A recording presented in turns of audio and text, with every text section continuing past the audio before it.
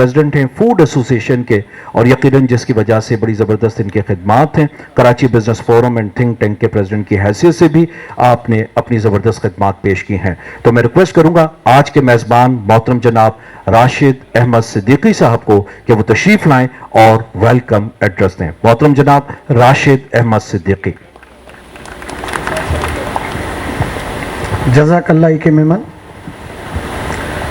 हमारे आज के चीफ गेस्ट अनीक अहमद भाई और हमारे बहुत ही बुज़ुर्ग और पूरे कराची के बुज़ुर्ग और पूरे कराची के दिल की जान हमारे सिद्दीक शेख साहब बैठे हुए, और colonel Taf, brigadier Abrar, brigadier Atiq, ये जितने लोग यहाँ पे बैठे हैं, अगर सबके नाम लूँगा तो आप ही लोग बुरा मान जाएंगे। तो ये बात तो तय है कि सब मौजूद हैं, इसलिए यहाँ पे बैठे हुए हैं। तो तमाम लोगों को मेरी तरफ से अस्सलाम वालेकुम व रहमतुल्लाहि व बरकातुहू। फराज भाई आपको भी हम वेलकम करते हैं। इससे पहले कि एक मेहमान तक बारी आई, मैंने कहा फराज को मैं वेलकम कर लेता हूँ। हाँ, बिल्कुल सही। तो सबसे पहले तो कारी साहब ने दुआ की है हमारे गज़ा के शोहदा के लिए, तो मेरी तरफ से भी उनके लिए बहुत सारी दुआएं कि अल्लाह ताला जितने भी शोहदा हैं उन सबको जन्नतुल फिरदौस में जगह अता फरमाए, और अल्लाह ताला वहाँ पे जो लोग हैं उनकी मुश्किलात को आसान फरमाए। तो आज की शाम अनीक भाई के नाम,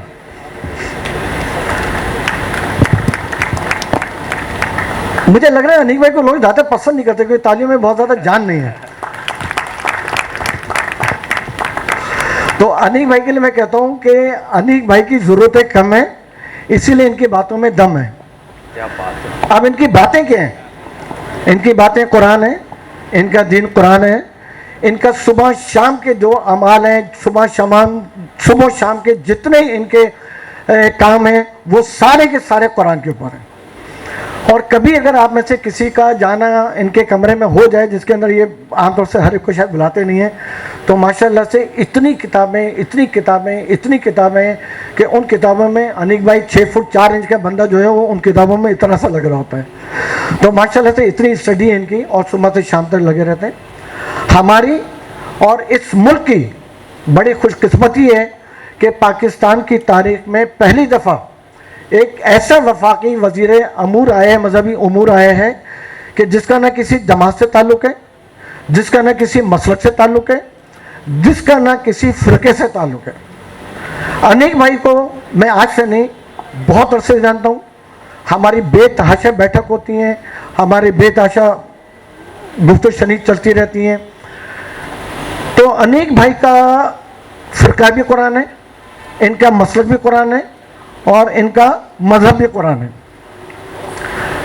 पहली दफ़ा एक ऐसा वफाकी वज़ीर उमूर आया है कि जिसने आने के बाद विद इन नो टाइम हज के अंदर जो रिफॉर्म्स लेके आ रहे हैं, वो मैं समझता हूँ कि इतने छोटे टाइम में रिफॉर्म्स लाना इंतहाई काबिल तहसीन है। और इस पर तो ज़ोरदार ताली होनी चाहिए, क्योंकि हज से ताल्लुक़ है, और हज हमारा दीन है, हज हमारा ईमान है, और हज हमारा मज़हब भी है। तो हज के लिए अगर इतना काम कर रहे हैं अनीक भाई, तो इसके अंदर जो तालियां अभी बजी हैं मेरे ख्याल से बहुत कम है और भरपूर होनी चाहिए। तो अनीक भाई का माशाल्लाह से जब इन्होंने अपना ओहदा संभाला, तो ओहदा संभालते ही इनके ऊपर बेतहाशा प्रेशर आना शुरू हो गए। वहाँ से सऊदी अरब ने प्रेशर डाल दिया कि जी हम हज का कोटा कम कर रहे हैं।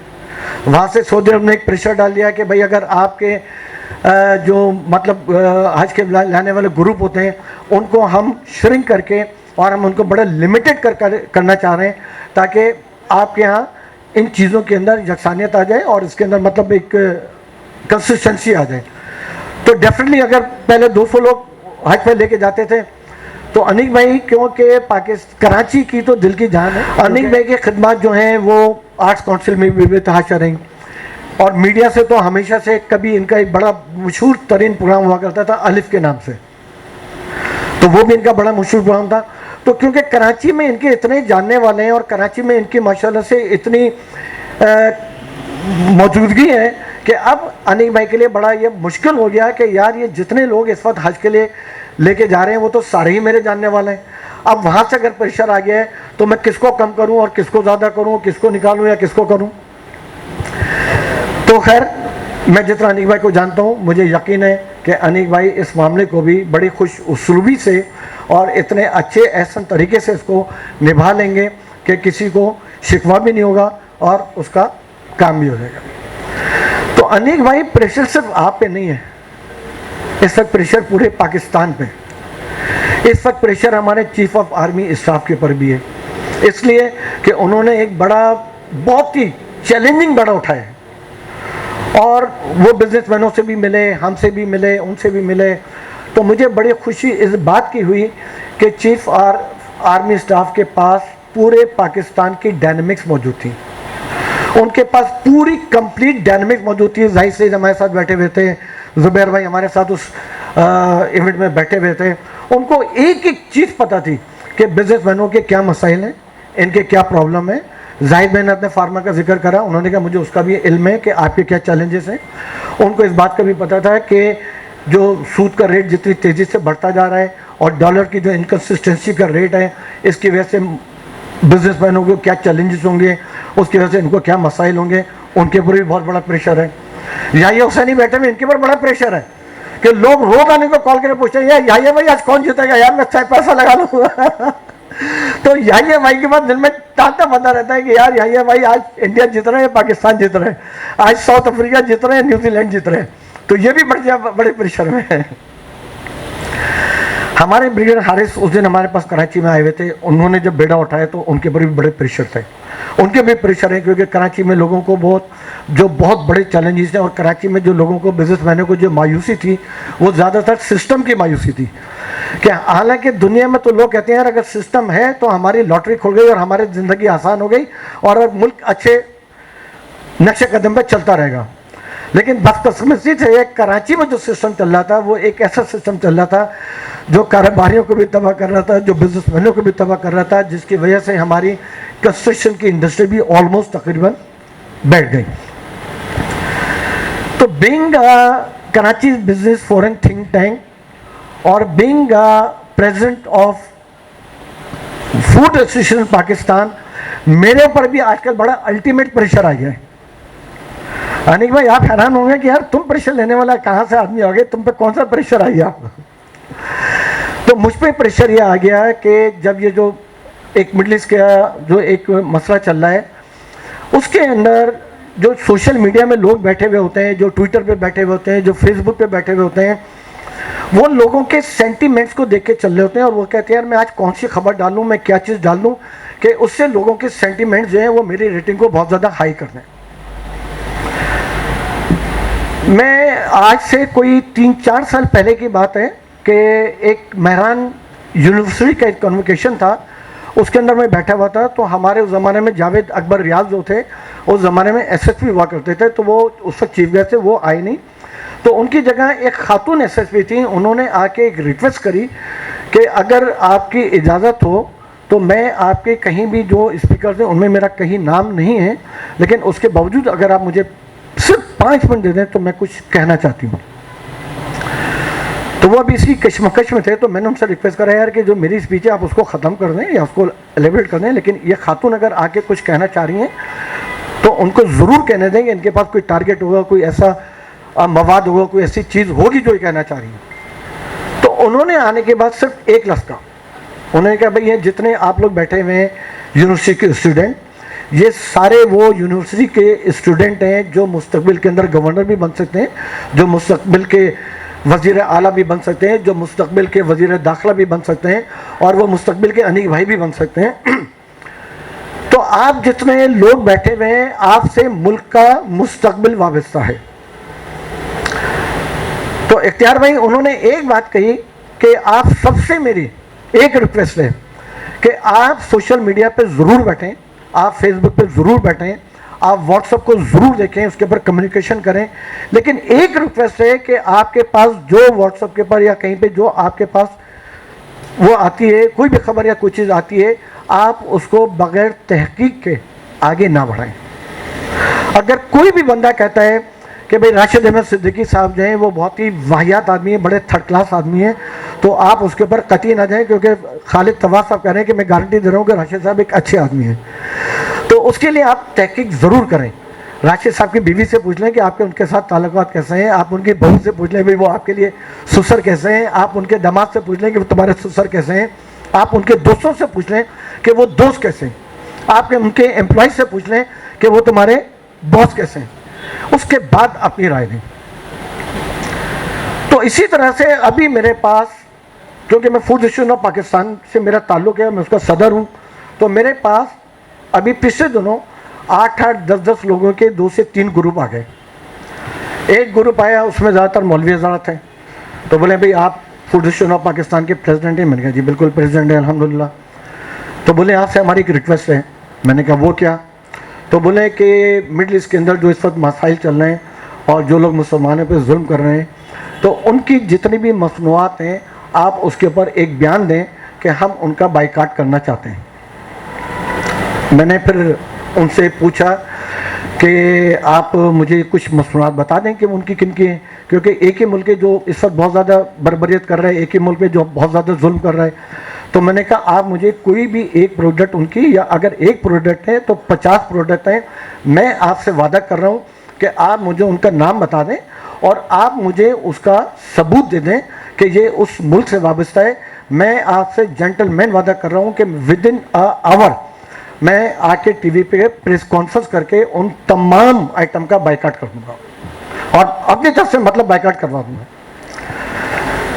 तो उन्होंने मुझे 2-3 नाम बताए, एक पेप्सी का नाम बता दिया, एमएनसीज के अंदर ही उन्होंने मुझे 8-10 नाम ले लिए, और उसके अंदर फूड इंडस्ट्री से भी उन्होंने कोई फ्रेंचाइज जो होते हैं उनके भी नाम ले लिया कि इनके खिलाफ भी करें। तो फिर मैंने उससे सवाल करा, मैंने कहा अगर इसका आपके पास कोई डाटा है कि अगर इसके पैसे उनके पास जाते हैं, या अगर आपके पास इसका कुछ सबूत है कि इसके मालिकान वो हैं, तो आप काइंडली मुझे बताएं और मैं इसके ऊपर प्रेस कॉन्फ्रेंस करके और इसको मैं बैठ कर दूंगा। उन्होंने मुझसे 3 दिन का टाइम मांगा कि हम 3 दिन बाद आपसे आएंगे और दोबारा मिलेंगे। तो क्योंकि मैंने उससे एक वादा करा था, तो मेरे ऊपर उसकी एक बहुत बड़ी लाइबिलिटी हो गई थी। तो उस लाइबिलिटी के बाद फिर मैंने इसके ऊपर काम शुरू करा और मैंने उसकी पूरी रैकी करना शुरू कर दी। मैं तो सिर्फ आपको ये बता रहा हूँ कि मेरे ऊपर क्या प्रेशर है, और क्योंकि इस वक्त आप भी वफाकी वज़ीर उमूर हैं, तो इसके अंदर जो आपका इंस्टेंस होगा वो भी हमारे लिए बहुत ज़्यादा माने खेज होगा। मैंने उसके ऊपर जब रैकी शुरू करी, तो मैंने उसकी रैकी ऐसे शुरू करी कि पहले मैं एक बेवरेज वाले थे, उनके जो मालकान थे, मैं उनके पास गया और मैंने बताया, उनसे पूछा कि यार आप बताएं कि इसके अंदर जो लोगों का एक परसेप्शन है कि ये उन लोगों का बिज़नेस है और इसकी जो रॉयल्टी वो वहाँ पे जाती है, और उसको, तो उन्होंने मुझे बताया कि राशिद, ये जो हमारा कॉन्सेप्ट है, इसके अंदर किसी भी मुल्क की इन्वेस्टमेंट 0/0 है। बोले तुम किसी भी बेवरेज का नाम ले लो, किसी एमएनसीज का नाम ले लो, किसी भी फास्ट फूड की फ्रेंचाइज का नाम ले लो, बोले क्योंकि हमारा डायरेक्ट इनडायरेक्ट उनके साथ ताल्लुक होता है, बोलना है इन सब के अंदर किसी भी मुल्क के इन्वेस्टमेंट 0/0 है। तो मैंने कहा वो कैसे, परसेप्शन तो लोगों का बहुत डिफरेंट है।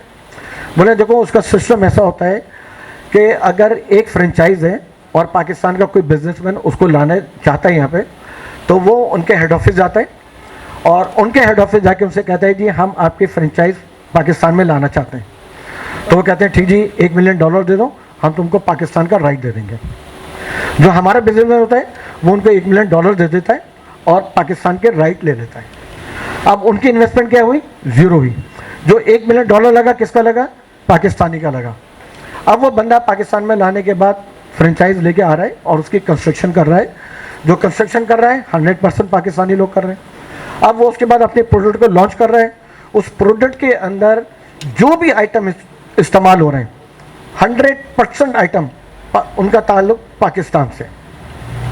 अगर एक बंदा पैकेजिंग कर रहा है तो वो 10% कमा रहा है, एक बंदा अगर चिकन सप्लाई कर रहा है तो 10% कमा रहा है, एक बंदा तेल सप्लाई कर रहा है तो 10% कमा रहा है, कोई पेप्सी को शुगर सप्लाई कर रहा है तो 10% कमा रहा है। तो जो कमाई हो रही है वो 100% पाकिस्तानियों की हो रही है।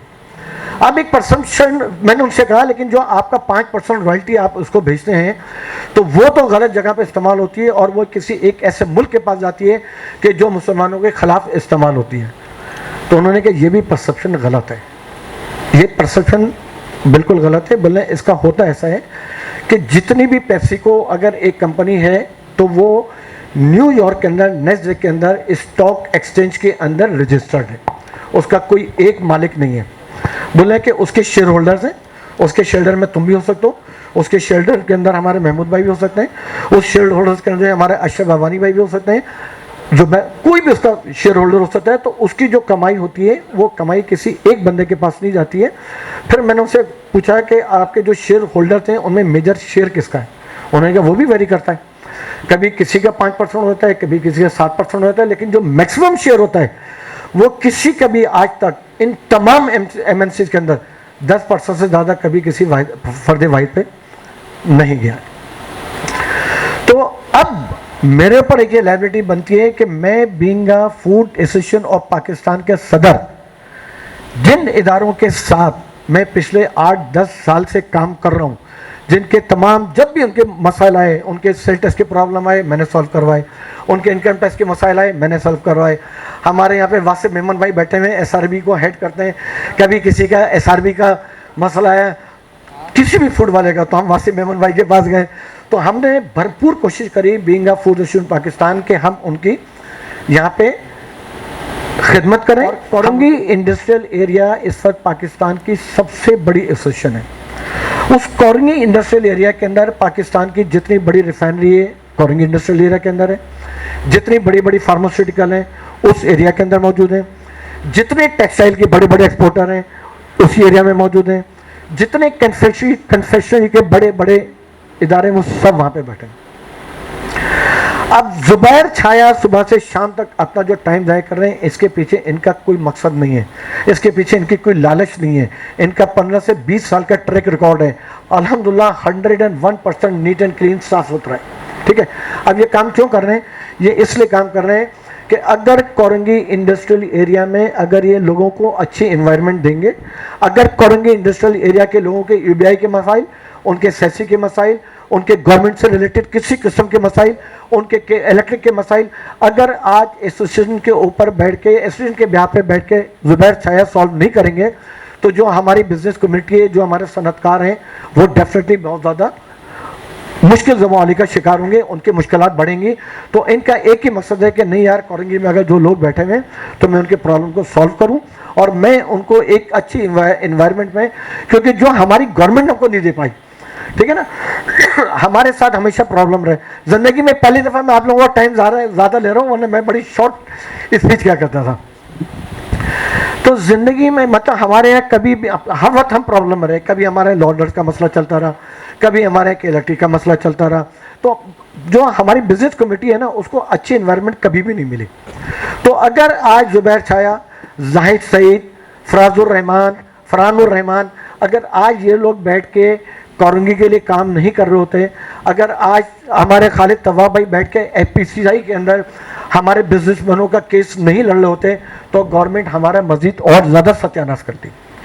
तो मुझ समेत इन सब का एक ही टारगेट है कि नहीं जी, पाकिस्तान के अंदर हम कोई ऐसा कदम न उठने दें, हम पाकिस्तान में किसी एक ऐसे इन्वायरमेंट को डेवलप न होने दें कि जिसकी बिना के ऊपर हमारे बिजनेसमैनों की इन्वेस्टमेंट ज़ायद आए, जिसकी बिना पे उनके जो कमाने के मौके हैं उसके ऊपर मसला है, उसकी मसाइल, उनके परेशानियाँ बढ़े, उनके मसाइल बढ़े। तो हम इसलिए नहीं बैठे हैं कि हम उनके लिए मसाइल पैदा करें, हम इसलिए बैठे हैं कि हम उन मसाइल को सॉल्व करें।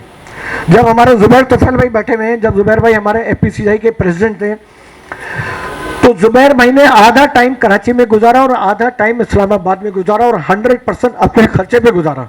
और क्यों गुजारा? कि सिर्फ बिजनेसमैनों का केस लड़ते रहे। इख्तियार भाई जब हमारे वाइस प्रेसिडेंट है, सीनियर वाइस प्रेसिडेंट है, तो इस्लामाबाद जाते रहे, अपना टाइम ज़ाया करते रहे। सिर्फ क्यों करते रहे? कि एक बिजनेस इन्वायरमेंट, क्योंकि जब तक पाकिस्तान में एक अच्छा बिजनेस नहीं होगा, जब तक पाकिस्तान में एक अच्छी बिजनेस इन्वायरमेंट नहीं होगी, उस वक्त तक पाकिस्तान की मईशत बेहतर नहीं होगी। और जब तक पाकिस्तान की मईशत बेहतर नहीं होगी, पाकिस्तान खुशहाल नहीं होगा। जब तक पाकिस्तान खुशहाल नहीं होगा, तो पाकिस्तान के रहने वालों के मसाइल कम नहीं होंगे। तो इस वक्त जो एक मैंने अभी 3 दिन बाद उनको टाइम दिया हुआ है और उसके पर मैं अपनी जितनी रेकी कर रहा हूँ, उस रेकी के तहत मुझे कोई एक भी ऐसी चीज़ें नहीं मिली जिसकी बिना पे मैं उनको कहूँ कि जी ठीक है, आप इनका बाइकाट करना शुरू कर दें, आप ये चीज़ें इस्तेमाल करना शुरू कर दें। वो जितनी चीज़ें बन रही हैं 100% मैंने उसके ऊपर काम करा है। आप कहेंगे तो मैं आपको उसको प्रूफ दूंगा। 100% इंग्रेडिएंट्स जो इस्तेमाल हो रहे हैं वो पाकिस्तानियों के हो रहे हैं, पाकिस्तानी सप्लाई कर रहे हैं, हलाल कर रहे हैं। और जितना भी इसका मतलब जिसके स्टेक होल्डर हैं 99.9% उसके स्टेक होल्डर हैं वो पाकिस्तानी हैं। तो अगर उनका जो कंट्रीब्यूशन है इस वक्त मल्टीनेशनल्स का पाकिस्तान के अंदर, वो 70% कंट्रीब्यूशन पाकिस्तान की मईशत के अंदर मल्टीनेशनल्स का है। हमारी जितनी गवर्नमेंट आती है, जैसे उस दिन ज़ुबैर भाई आप लोग बैठे थे, हम जब उस दिन बैठे चीफ के साथ तो उन्होंने भी कहा कि यार हमको एफडीआई लानी है, हमको फॉरेन बिजनेस लेके आना है। अगर आप दुनिया के जितने ममालिक उठा लें, अगर आज आप दुबई से एफडीआई ख़त्म कर दें तो दुबई ज़ीरो है। अगर आज आप अमेरिका के अंदर अपनी इंडस्ट्री ज़ीरो है। पाकिस्तान एक्सपोर्ट कर रहा है, इंडिया एक्सपोर्ट कर रहा है, वियतनाम एक्सपोर्ट कर रहा है, चाइना एक्सपोर्ट कर रहा है। और उन्होंने अपना मॉडल ऐसे बनाया है कि जिस मुल्क से वो इंपोर्ट करना बंद कर दें उस मुल्क की मईशत तबाह हो जाएगी। जिस मुल्क से आज अमेरिका अपनी इंपोर्ट बंद कर दे उस मुल्क की मईशत तबाह हो जाएगी। तो पूरी दुनिया के अंदर उन्होंने अपनी मईशत को ऐसा बनाया है कि जिस मुल्क से वो चाहते हैं इंपोर्ट कर रहे हैं और वो हर मुल्क को चांस देते हैं। हमारे बहुत सारी नफरत होती है, बहुत सारे लोग कह रहे होते हैं, लेकिन मैं आपको एक बात बताऊं कि डे वन से जब से पाकिस्तान बना है, जब से लेके आज तक पाकिस्तान को जो एक्सपोर्ट दी गई है वो सिर्फ और सिर्फ अमेरिका और उसके एलाइज ने हमको दी हुई है। तो हमारी मईशत के अंदर अगर हम इसको हमने इमीडिएटली कंडम नहीं करा तो हमारी 100% जो एक्सपोर्ट है वो यूरोप और अमेरिका है। तो अगर जो लोग ये फितना फैला रहे हैं सोशल मीडिया पे, और अगर आज हमने उनके हाथों को मजबूत कर दिया तो वो कल इसके ऊपर भी आएंगे कि जो आप यहाँ से एक्सपोर्ट कर रहे हैं वो सारे वहाँ पे यहूदी मॉल के अंदर बिक रही हैं, वो जितने वहाँ पे अमेरिका के मॉल में बिक रहे हैं, जो जीन्स आपकी बन के जा रही है वो लिवाइस वाले बेच रहे हैं, वो तो सारे यहूदी हैं। अब आप अपनी एक्सपोर्ट भी बंद कर दें।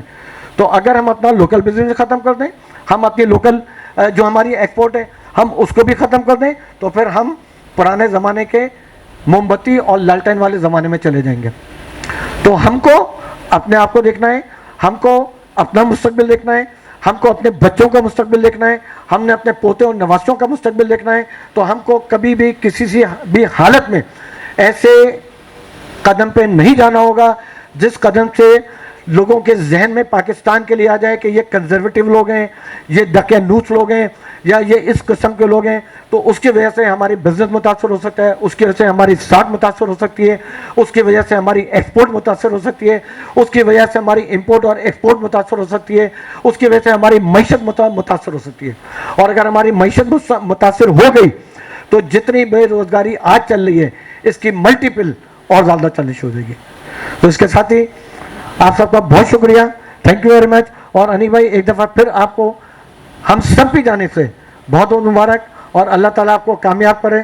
और जितने भी आपके पर मतलब जो आप हज के स्पेशल जितने हज और उम्र वालों के जो आप काम कर रहे हैं उसके लिए आप ज़रूर ऐसा काम करें कि हज की ज़ायरीन जितने भी ज़ायरीन जाएँ, चाहे हज करने जाएँ, चाहे वो उम्र करने जाएँ, चाहे वो करबला जा रहे हों, चाहे वो ईरान की ज़ियारत के लिए जा रहा हूँ, उन सब के लिए आपने काम करना है। इसलिए कि वो सब हम हैं, वो सब हमारे बहन भाई हैं, वो सब हमसे, वो सब पाकिस्तानी हैं। तो आपने किसी एक मसलक के लिए, आपने किसी एक मजहब के लिए, आपने किसी उसके लिए काम नहीं करना है, बल्कि आपने पूरे पाकिस्तान के लिए काम करना है। तो बहुत शुक्रिया, अस्सलाम वालेकुम।